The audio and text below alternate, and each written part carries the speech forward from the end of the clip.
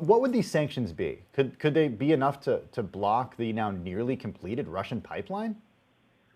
Well, that's certainly the hope of members of Congress on both sides of the aisle on Capitol Hill. They've really sort of mounted an all-out offensive over the last few weeks to sort of pressure the Biden administration to really take a hard line here. The sanctions themselves would target the insurance companies, the vessels that may be supplying some of the pipeline activity.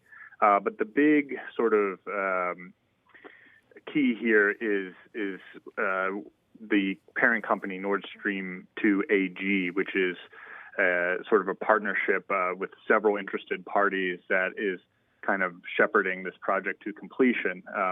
That's a complicated target because it may involve targeting some German citizens or at least coming very close to that. And that's something that the Biden administration wants to avoid. And certainly following the Trump years, they're trying to rebuild the relationship with Germany. So that's kind of where the difficulty in navigating this situation lies.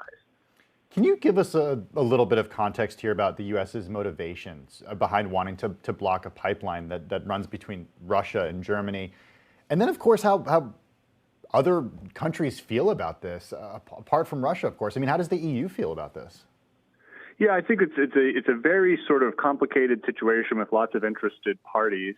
I think that from the U.S.'s perspective, there's certainly sort of a broad interest in taking on Russia or taking a stronger stance on Russia. And that's something that President Biden has sort of talked a lot about and previewed before he came into office, trying to, of course, draw a contrast with his predecessor in that regard. I think that geopolitically, there's a desire to, on the U.S.'s part, to try to stop this pipeline because there's a feeling that, or a view that it could enhance Russia's sort of energy dominance over Europe, and particularly cut out Ukraine, which has some interest here in terms of other pipelines and other sorts of conduits for moving natural gas in the European Union. I think that the proponents of this measure of trying to stop the pipeline would say that there's a lot of support even within the EU for trying to bring this project to a stop. There are people who sort of see the geopolitical risks here. On the other hand, German Chancellor Angela Merkel and others are really pushing for this pipeline to be completed. They view it as an integral part of energy security and stability in their countries.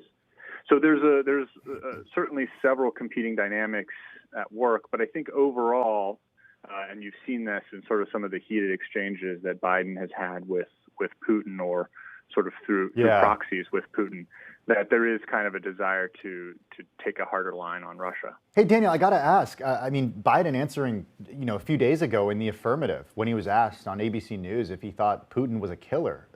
This is happening with that in the background. What does all this mean about the relationship between the U.S. and Russia?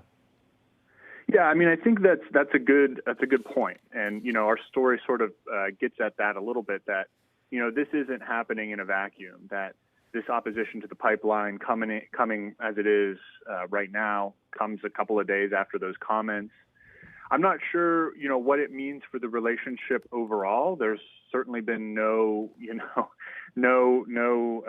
love lost between the two parties in recent weeks. I mean, we've had sort of report after report revealing Russian meddling in the election and the poisoning of Alexei Navalny and sort of all sorts of other instances. I go back a couple of weeks to a story my colleague Nick Wadhams wrote about how some of the Russian sanctions that Biden unveiled a few weeks ago were viewed by the markets as sort of a non-event. And I think that's always going to be a challenge with Russia because, some of the people that are targeted don't do transactions in America. But I think that, this could be part of a push to sort of take a harder line. And maybe they are trying to sort of ramp up pressure gradually over time. So we'll see. The biggest stories the moment they happen from around the globe. Subscribe to Bloomberg Quick Take now for insight in an instant.